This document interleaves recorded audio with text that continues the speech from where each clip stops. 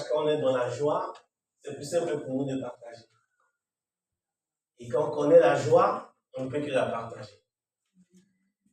Et Jésus-Christ, étant sous son trône de gloire, il nous a regardés sur la terre. Il a vu que le lien qui était entre nous et le Seigneur était brisé. C'est pourquoi beaucoup de nous souffrent, beaucoup de nous pleuraient. Et il a décidé de venir sur la terre et de partager ce qu'il a au plus profond de lui. C'est la joie de connaître notre Père, qui est le Dieu Tout-Puissant.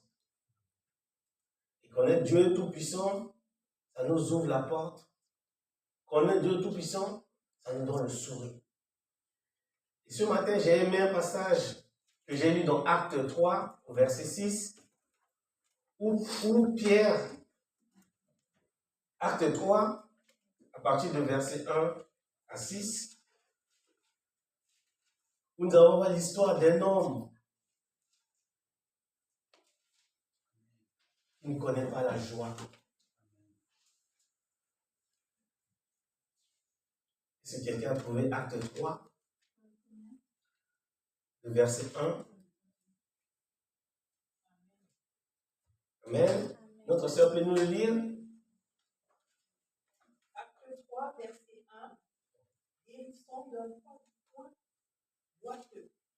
Pierre et Jean montaient ensemble au feu à l'heure de la prière. C'était la 2e heure, la 9e heure.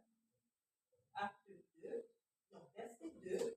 Il y avait un homme boiteux de naissance, comportait et complaçait tous les jours de la porte du temple appelée la Bête, pour qui demanda l'aumône à ceux qui entraient dans le feu. Cet homme voyait Pierre et Jean qui allaient y entrer, leur demanda l'aumône. Pierre, de même que Jean, fixa les yeux sur lui et dit, regarde-nous. Et il les regardait attentivement, s'attendant à recevoir d'eux quelque chose. Alors, Pierre lui dit, je n'ai ni argent ni or, mais ce que j'ai, je te le donne. Au nom de Jésus-Christ de Nazareth, lève-toi et marche. Amen. Ce que j'ai, je te donne. Il est important de savoir dans notre vie que ce que nous transmettons aux autres, ce que nous partageons aux autres, c'est ce que nous avons. Si vous n'avez rien, vous ne pouvez rien donner. Et on voit les 2 hommes qui ont marché avec Jésus-Christ durant son ministère sur la terre, ils ont reçu quelque chose de Dieu. C'est la joie. La joie de voir tout le monde. Eux, ils marchent, ils partagent la parole de Dieu. Et leur joie aussi, c'est de voir cet homme qui est tout le temps là, assis devant le temple, en train de quémander, c'est de pouvoir se lever et marcher. Et de connaître ce bonheur qui est marcher. Pour nous, peut-être, nous sommes nés comme ça, nous sommes nés avec les pieds. Nous parlons, nous écoutons. Nous devons savoir que dans le monde où nous vivons, il y en a qui n'ont pas. Il y en a qui ne marchent pas, il y en a qui ont des handicaps. Mais quand vous partagez ce bonheur, quand vous aidez les gens vous aidez les gens à se lever, à marcher. Comme je regardais un documentaire sur les personnes qui sont sourdes, qui vont au concert pour la première fois, ils écoutent de la musique. Et pour eux, c'était un moment de bonheur. Pourquoi? Parce que les médecins qui ont travaillé, ils ont été en mesure de donner ce pouvoir à ces gens, de pouvoir écouter, de pouvoir parler. Avant de partager quelque chose, avant de partager la joie, il est important de restaurer le lien qui est entre nous et notre Dieu. Et Christ avait cette joie dans le ciel et il ne voulait pas le garder pour lui. C'est pourquoi il est descendu sur la terre pour que nous puissions connaître cette joie de connaître le Dieu Tout-Puissant. Et ce matin, j'ai envie de partager, ça c'était le verset d'introduction, mais j'ai envie de nous partager une histoire d'un homme qui s'appelait Néhémie. Cet homme, vous devez savoir qu'il n'était pas né pendant la période de l'esclavage des Juifs. Lui, il était né dans un autre pays, dans une autre situation. Mais ce qui était important pour lui, c'était de prendre des nouvelles des Juifs qui étaient éparpillés un peu à Juda, à Jérusalem. Et il savait que Juda et Jérusalem, c'était la ville de ses ancêtres. Et quand les peuples de Dieu, ils ont commis le péché et qu'ils ont été déportés à Babylone, ce n'était pas tous qui étaient déportés. Il y avait certains qui étaient restés. Mais comme Dieu a dit, tu m'as désobéi, je vais te détruire. Et une partie de Juda et de Jérusalem était détruite. Il y avait la désolation, il y avait la tristesse. Les gens n'avaient pas la joie. Et cet homme, Néhémie, il prenait des nouvelles de ses frères et sœurs, on peut dire de ses oncles qui étaient restés à Jérusalem, au Juda. Et je ne vais pas vous raconter l'histoire, mais j'ai envie qu'on lit un peu pour voir ce qui s'est passé. Donc, Néhémie, chapitre 1, de verset 1, on va s'arrêter au verset 7. Néhémie, chapitre 1, de verset 1, on va s'arrêter au verset 6 d'abord.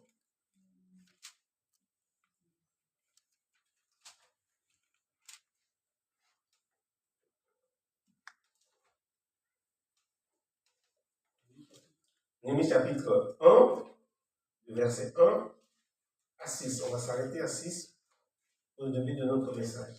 Si le pasteur a trouvé, il peut nous le lire. Amen, je vais lire au nom de Jésus. La parole de Dieu, Néhémie au chapitre 1 à partir du verset 1. Parole de Néhémie, fils de Hakalia. Au mois de Kisle, la 20e année, comme j'étais à Suse, dans la capitale Anami, l'un de mes frères et quelques hommes arrivèrent de Juda. Je les ai questionnés au sujet des Juifs rééchappés qui étaient restés de la captivité et au sujet de Jérusalem. Ils me répondirent, ceux qui sont restés de la captivité sont là dans la province, au comble du malheur et de l'opprobre. Les murailles de Jérusalem sont en ruine et les portes sont consumées par le feu. Lorsque j'ai entendu ces choses, je m'assis et je pleurais. Et je fus plusieurs jours dans la désolation. Je jeûnais et je prierais devant le Dieu des cieux, et je le dis, ô Dieu des cieux, Dieu grand et redoutable, toi qui gardes ton alliance et qui fais miséricorde à ceux qui t'aiment et qui observent tes commandements. Que ton oreille soit attentive et que tes yeux soient ouverts, écoute la prière que ton serviteur t'adresse en ce moment, jour et nuit, pour tes serviteurs et les enfants d'Israël, en confessant les péchés des enfants d'Israël et nos péchés contre toi, car moi et la maison de mon Père, nous avons péché. Amen. Amen. C'est que quand Dieu a puni les enfants d'Israël, il a détruit en partie Jérusalem et Juda. Et ce que nous devons savoir, c'est qu'à Jérusalem et à Juda, il y avait encore des enfants d'Israël qui étaient là, qui étaient dans la désolation. Comme je disais au début de mon message, la joie se partage. Et cet homme, Néhémie, il était conseiller d'un roi. Après, si vous avez le temps à la maison de lire un peu son histoire, il était conseiller dans un autre royaume, étant juif. Il vivait bien. Il était heureux. Il avait la joie. Mais il faut savoir que quand nous avons la joie dans notre cœur, nous ne pouvons pas voir nos frères et sœurs souffrir, être dans la détresse. C'est pourquoi Néhémie prenait des nouvelles de Jérusalem et de Juda, et il s'est rendu compte que les enfants d'Israël étaient dans la désolation. Et vous qui avez connu la joie, vous ne pouvez pas être insensible à cela. Amen. C'est pareil que Christ, quand il nous regardait, nous étions aussi à Juda, nous étions à Jérusalem, et nous étions dans la désolation. C'est pourquoi il a quitté son trône de gloire, il est descendu pour restaurer le lien qui est entre nous et notre Dieu. Et Néhémie, étant dans ce royaume, étant conseiller, et écoutons que ses frères et sœurs écoutant que ces autres Juifs qui étaient à Jérusalem étaient dans la désolation, il ne pouvait pas rester insensible. La Bible dit quoi? Il s'est mis à prier, il s'est mis à jeûner. Pourquoi il fait tout cela? Pourquoi il s'est mis à jeûner? Pourquoi il s'est mis à prier? Parce qu'il sait que d'autres sont en train de souffrir. Je me souviens il y a quelques mois, ici à l'église, on priait pour les Arméniens de Haut-Karabakh parce on les a chassés de leur terre. Et nous, étant chrétiens, nous étant enfants de Dieu, peut-on rester insensibles à ces nouvelles? Peut-on fermer les yeux quand nous écoutons cela? Peut-on fermer les oreilles quand nous écoutons cela? Sachant qu'ici en France, ici dans cette église, on a la joie de se réunir tous les matins, de prier. Et sachant que des Arméniens ne peuvent pas le faire, sachant qu'au nord du Nigeria, des églises sont brûlées, des chrétiens sont maltraités, peut-on rester insensible à cela? Notre prière, c'est de prier que Dieu puisse restaurer les Arméniens, restaurer la paix au nord de Nigeria. Et c'est la même chose que Néhémie a fait. Il dit, Père, je ne peux pas rester là. Profitons de ma situation et oublions que tes enfants à Juda, à Jérusalem, sont en train de souffrir.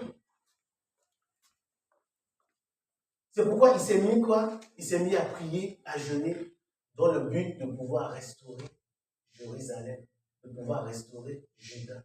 Afin que ceux qui y vivent puissent vivre dans la paix, puissent vivre dans la joie. Alléluia. Amen. Parce qu'il a la joie et son désir le plus profond, c'est de le partager.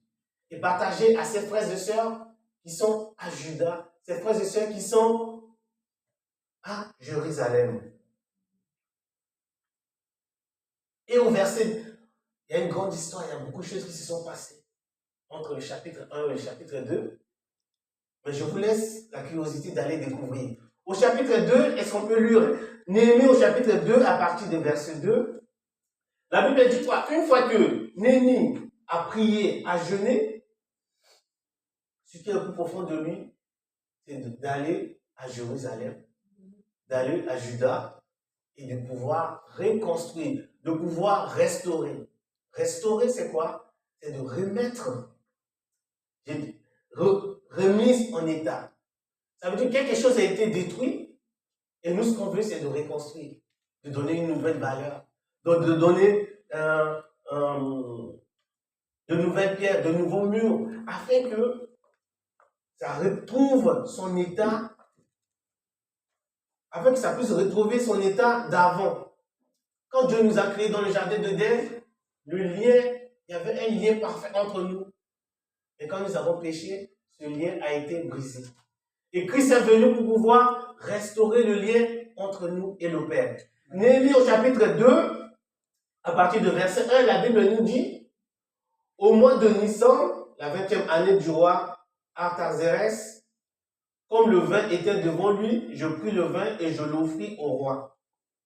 Jamais je n'avais paru triste en sa présence. Le roi me dit, pourquoi as-tu mauvais visage? Tu n'es pourtant pas malade, c'est peut-être qu'un chagrin de cœur.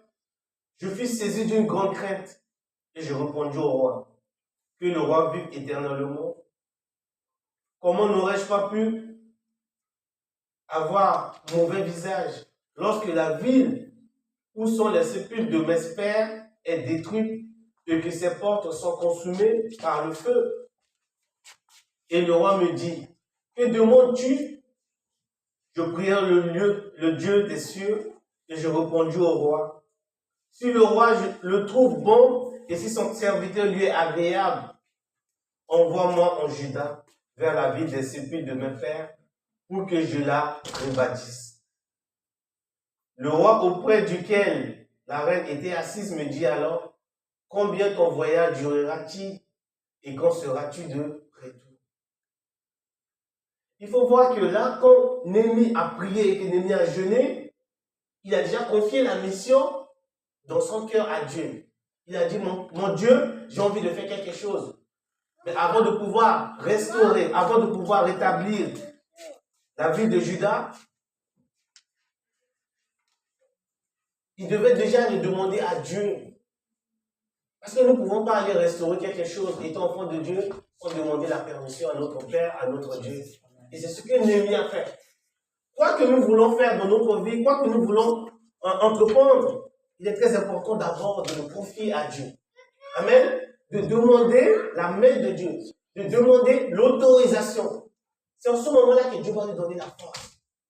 C'est en ce moment-là que Dieu va nous donner la sagesse. Quand j'entends souvent les gens dire que est-ce que nous pouvons, par exemple en France ou ailleurs, partout dans le monde, est-ce que nous pouvons accueillir toute la misère du monde? Et la question que je me pose souvent, à combien se chiffre cette misère? À combien se chiffre ce que nous voulons faire? Il faut savoir que nous ne pouvons pas sauver le monde. Parce que quelqu'un a déjà donné sa vie pour le monde. Amen. Donc toi et moi, on ne peut pas sauver le monde. Amen. Quelqu'un a déjà cette mission. Amen.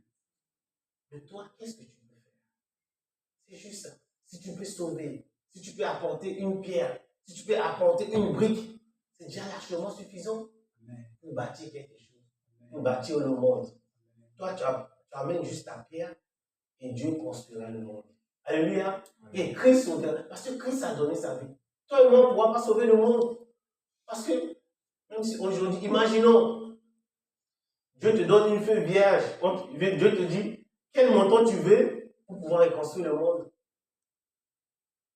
Peut-être qu'il te donne tout l'argent du monde.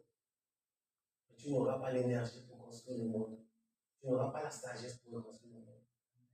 Parce que ça, c'est Dieu. Ça, c'est l'architecture de Dieu. Mais ce que toi et moi on peut faire, c'est de sauver une personne. Et depuis une personne, c'est largement suffisant. C'est la force que Dieu peut nous donner. Si tu arrives à sauver une, gloire à Dieu. Comme la Bible dit, quand une personne donne sa vie, le ciel est dans la joie. C'est ce que toi et moi nous pouvons faire. Et c'est Christ qui portera le monde sur ses mains. Alléluia. Amen. Et c'est ainsi que Néhémie a prié Dieu. Et pour pouvoir aller à Jérusalem, il a besoin de l'autorisation du roi parce qu'il était conseiller. Il voulait l'autorisation, il voulait la bénédiction de son roi. Même si Dieu a déjà tout préparé, même si Dieu a déjà écouté sa prière, il voulait l'approbation de son roi pour pouvoir retourner à Juda et à Jérusalem pour pouvoir reconstruire. Et je voulais découvrir l'histoire. C'est que même si Dieu nous donne la bénédiction d'aller dans une terre neuve, dans une terre inconnue, rien ne sera facile.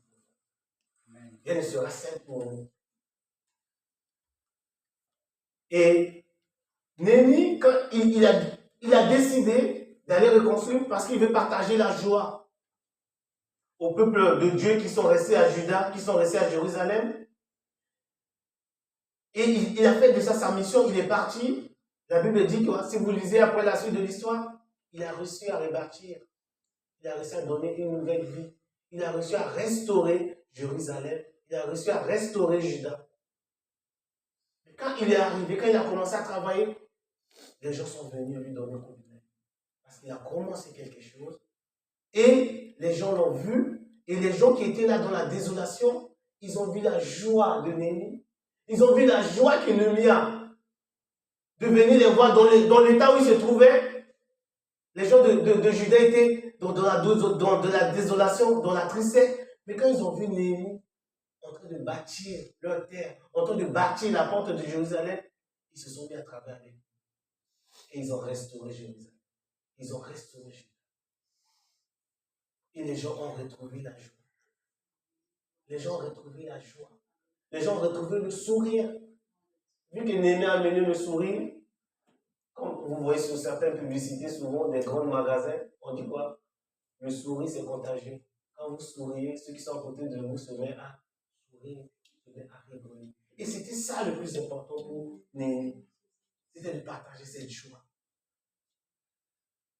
Je sais que parfois, même si on a cette joie, ça ne passe pas toute la peine que nous avons.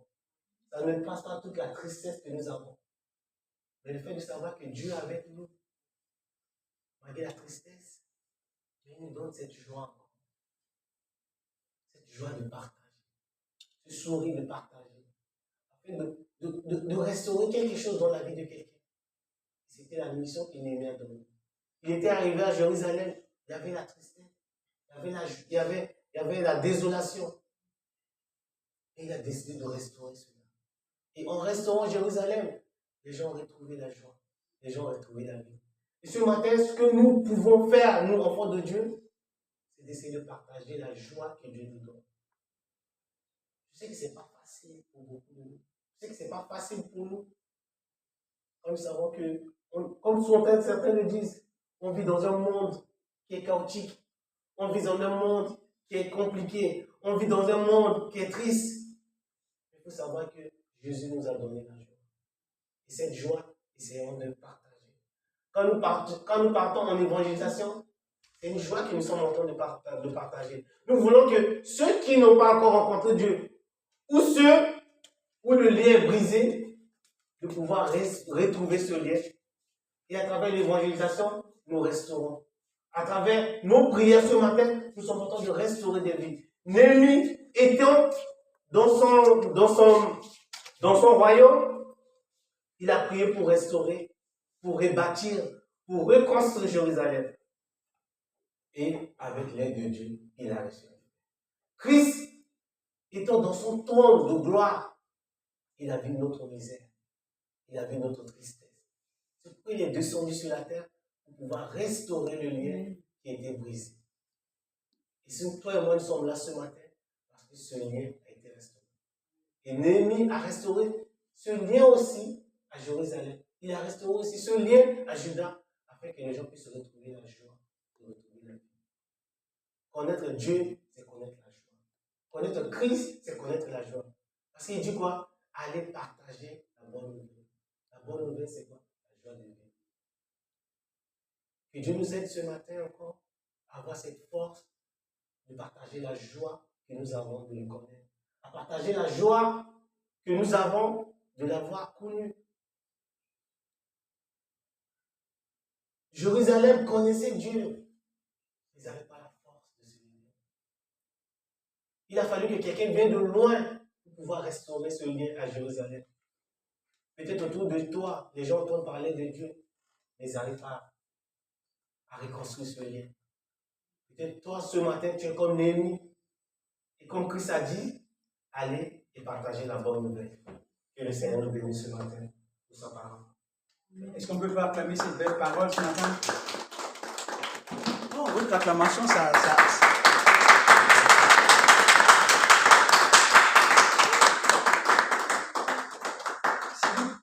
Si vous arrivez à voir la grandeur de ces messages, à la dimension profonde de ce qui le serviteur de Dieu, le pasteur Fabrice nous a apporté ce matin, ce qu'il nous a apporté, c'est très profond, c'est très puissant, c'est lourd.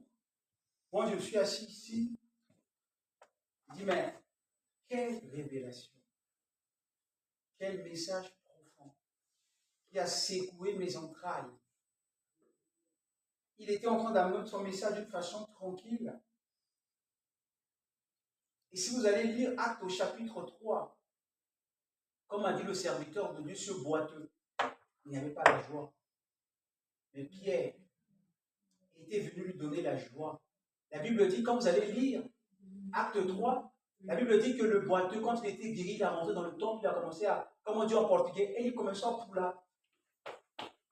Et il commençait à faire comme ça. Il faisait ça, le boiteux. Tout le monde était là.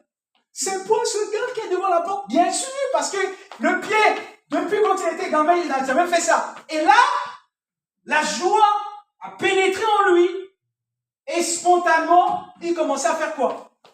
Je ne savais pas ça. Tout le monde était hébété dans la salle, dans le temple, parce que le gars est en train d'exprimer quelque chose qu'il n'a jamais vécu. Regardez le petit qui est là avec nous, il est en train de courir avec Junior, mais il exprime sa joie. Alléluia. C'est ce que Pierre, ils ont apporté à ce temple. Et c'est ce que Dieu veut que nous apportons dans les cœurs des gens. Et c'est ce que le serviteur de Dieu nous a apporté ce matin. Oui, il a dit quelque chose de profond. Parce que Néhémie a jeûné. Pas pour lui. Pas pour que lui, Dieu le bénisse. Parfois on est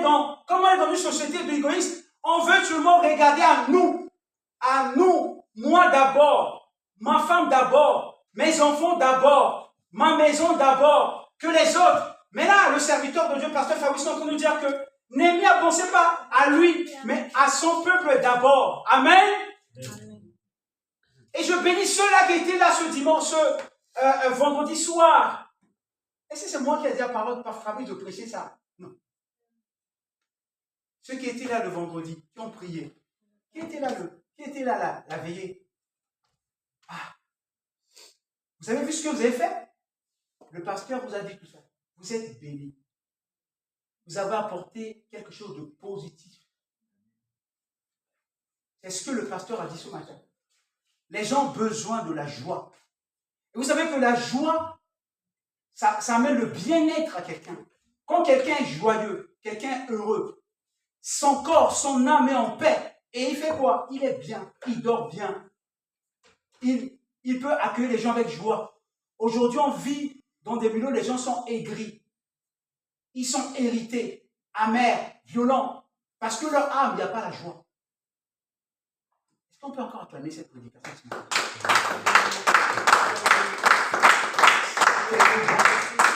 Excusez-moi, je m'excuse, mais ça m'a trop parlé, ça m'a secoué de mes entrailles. Ça m'a tellement secoué de mes entrailles. De quelqu'un comme Néhémie, il va abandonner son travail pour aller seulement apporter, comme a dit le serviteur de Dieu, restaurer et apporter la joie aux certaines personnes. Alors, ce matin, tu dois savoir que Dieu t'a mis à Belleville, que tu amènes là, Claire, Luc, Freda, Alain, ma soeur, la joie. Franchement, ne pensez pas à vous, comme a dit pasteur Fabrice. Pensez aux autres. Amen. Est-ce que pensez aux autres? Et on va prendre un petit temps pour prier. Donc sur ma note ici, ça m'a beaucoup touché. Et il y a une chose que le pasteur Fabrice a dit, que Jésus a partagé sa joie avec nous. Il allait rester au ciel. La Bible dit que Jésus s'est rabaissé plus inférieur que les anges. Vous savez, Jésus a pris le corps, notre corps, c'est-à-dire que Jésus s'est diminué. Jésus est devenu humain, c'est-à-dire que les gens sont devenus plus forts que lui à un moment donné. Pourquoi? Parce qu'il a pris le corps. Les anges, moi je ne suis pas plus fort que les anges. Dans mon corps humain, je ne suis pas plus fort que les anges. Parce que les anges sont immatériels, ils sont l'esprit, je ne peux pas les toucher. Mais Jésus a pris notre corps, il s'est rabaissé à un moment pour s'identifier à nous. Il veut partager la joie avec nous, comme a dit pasteur Fabrice. Alléluia. Je vous invite on va prier. On va dire, Seigneur, je vais laisser tout ce qui est de moi à côté. Je vais penser à ceux qui ne te connaissent pas et qui vivent dans la souffrance. Je vais partager cette joie, comme a dit ton serviteur ce matin, à ceux qui m'entourent, ceux que je ne connais pas. Il suffit que je leur dise seulement Jésus t'aime. Parce que j'ai la joie de Jésus en moi. Je vais te le transmettre. Et comme a dit le serviteur de Dieu, Pierre a dit ce qu'on n'a pas. Ce qu'on a, c'est la joie de Jésus. On te le donne. Et comme vous avez dit, vous allez voir, cet homme est allé dans le temple, il a commencé à faire quoi? Sauter. C'est ce qu'il a fait. Et nous voulons voir des gens sauter. Nous voulons voir les gens heureux. Le désir de mon cœur. Si vous allez me demander, pasteur, qu'est-ce que tu veux? Je veux voir les gens heureux. Joyeux. Amen. Et on va prier ce matin. On va dire, Seigneur, je veux voir des gens heureux. Combien de personnes qui ne dorment pas, qui prennent des somnifères? Ils prennent des somnifères pour dormir. Parce qu'ils n'ont pas la joie. Et ce matin, nous voulons prier. Amen. Et si vous êtes d'accord avec moi, on va s'incliner la tête, on va prier. On dit, Seigneur, on veut dans cette ville de Belleville en Beaujolais que les gens puissent retrouver la joie. Nous voulons partager la joie de Jésus. Comme il a partagé avec nous sa joie, nous voulons partager à nos entourages. On va incliner la tête, on va parler au Seigneur. Seigneur, nous voulons prier ce matin. À travers cette parole que ton serviteur nous a apportée, nous voulons prier, Seigneur, pour partager ta joie à Belleville en Beaujolais. Partager ta joie dans toutes les 35 communes qui nous entourent. Partager ta joie avec nos voisins, avec nos collègues de travail, avec tous ceux-là qui nous entourent, leur montrer que Christ a mis en nous sa joie. Et comme Pierre l'a fait à ce boiteux de naissance, lorsqu'ils sont arrivés, cet homme était là, il demandait de l'aumône. Et il n'avait pas la joie en lui. Mais comme Pierre est venu dire, on te donne ce qu'on a, c'est Jésus qui nous l'avait donné, la joie. Et lorsqu'ils ont apporté la joie, cet homme est rentré dans le temple avec eux. Et il commençait à louer Dieu, il commençait à adorer Dieu. Seigneur, nous voulons qu'il y a des hommes et des femmes qui ont besoin de cette joie à Belleville-en-Beaujolais. Il y a des hommes et des femmes qui ont besoin de cette joie dans notre monde. Et comme a dit ton serviteur, on veut apporter notre pierre. Et que ces hommes et ces femmes qui ont perdu la joie peuvent le retrouver. Aide-nous ce matin à être ceux qui vont apporter la joie. Oh, nous te bénissons. Nous te remercions parce que tu as parlé dans notre cœur. Ton serviteur nous a touchés ce matin avec cette belle parole. Et nous ne voulons pas, Seigneur, rester insensibles à cela, mais nous voulons commencer à prier, à intercéder, comme nous l'avons fait, Seigneur. Bénis chacun de nous ce matin et que cette parole soit gravée sur les tables de notre cœur. Dans le nom de Jésus. Amen. Amen. Amen. Voilà, je suis vraiment touché par ce message. Et j'aimerais vous dire que quand vous allez rentrer à la maison, cette semaine, si le Seigneur te parle sur ton cœur, si você vai voltar para casa, essa semana, você poderia falar para Deus, Deus, eu quero jejuar, eu quero orar. Amém? Eu quero jejuar, eu quero orar. Eu quero que o Senhor me faça graça para que eu possa pregar a palavra. Dis au Seigneur, Seigneur, je veux partager la parole cette semaine à quelqu'un. Je vais prendre un temps cette semaine pour jeûner pour quelqu'un. C'est ce que Néhémie a fait. Amen. Il a jeûné, il a prié. Et comme a dit le serviteur de Dieu, il a demandé une orientation. C'est pour cela que c'est ce que nous sommes en train de faire. Nous sommes en train de prier pour que le Seigneur fasse grâce pour cette vie. Voilà, notre culte va tirer à sa fin. Je laisse la place aux annonces. C'est que le mercredi, nous avons toujours notre prière en ligne à partir de 20h sur la page Facebook. Il y a des frères et sœurs qui sont là, qui suivent. Hein, le frère Alain est toujours connecté, je le vois souvent, ma sœur Frida aussi. Ma sœur Claire aussi. Hein? Je suis l'émission de mercredi. Et à 20h, nous avons ce temps de prière et temps de partage. Et puis le samedi, un samedi sur Dieu, nous avons la réunion des jeunes. On commence à 19h30 jusqu'à 20h30. Et derrière, nous avons notre intercession qui commence de 20h30 à 21h30. Parfois, on arrive à 22h. Et puis le dimanche, on a notre culte, comme d'habitude, à 10h30. Et j'avais reçu sur mon cœur pour la rentrée scolaire, j'avais parlé avec ma soeur Fabrice, on voulait organiser une prière spécialement pour la réunion des jeunes. On veut faire quelque chose où nos jeunes, ils vont inviter certaines jeunes également d'être là avec nous pour passer une journée. On va prier pour la rentrée, on va prier pour eux. Et cette journée-là, ça sera les jeunes qui vont tout conduire ici. C'est les jeunes qui vont prêcher, c'est les jeunes qui vont conduire le culte. Ça ne sera pas moi. Amen. Amen, Ryan. Hein? Sont jovens qui vont diriger mon maître du culto du jovem. Myriam, la me ouvindo? Myriam me regarde avec un autre yeux parce que Myriam, ce n'est pas le pasteur qui va conduire les réunions des jeunes, ni le pasteur Fabrice. Nous, on va être là seulement pour prier. Mais c'est les jeunes qui vont conduire. Et vous allez inviter certaines jeunes pour venir aussi. Donc, ça doit être le 14 septembre, si je ne me trompe pas. Et on verra avec Selma et ma soeur Claire pour voir ce qu'on peut organiser pour nos jeunes. Ceux qui vont prendre parce qu'il y aura un goûter après. Hein? Un goûter après. Les jeunes. Voilà, donc notre culte Dieu à sa fête, tous ceux qui ont apporté leurs offrandes, leurs dîmes là-bas, il y a les enveloppes pour prendre après pour mettre ce que le Seigneur a mis sur votre cœur. Et tous ceux-là qui nous suivent sur les réseaux sociaux, que le Seigneur vous bénisse, bénisse votre semaine, et gardez cette parole de ce matin également sur votre cœur, comme a dit Pasteur Fabrice. Soyez de ceux qui vont apporter la joie dans les cœurs, pas ceux qui vont apporter de la tristesse. Néhémie, il a apporté de la joie. Pierre et Jean, ils ont apporté de la joie. Soyons de ceux qui apportent de la joie et non de la tristesse. Amen. Voilà, que le Seigneur vous bénisse, que le Seigneur vous garde. Alléluia.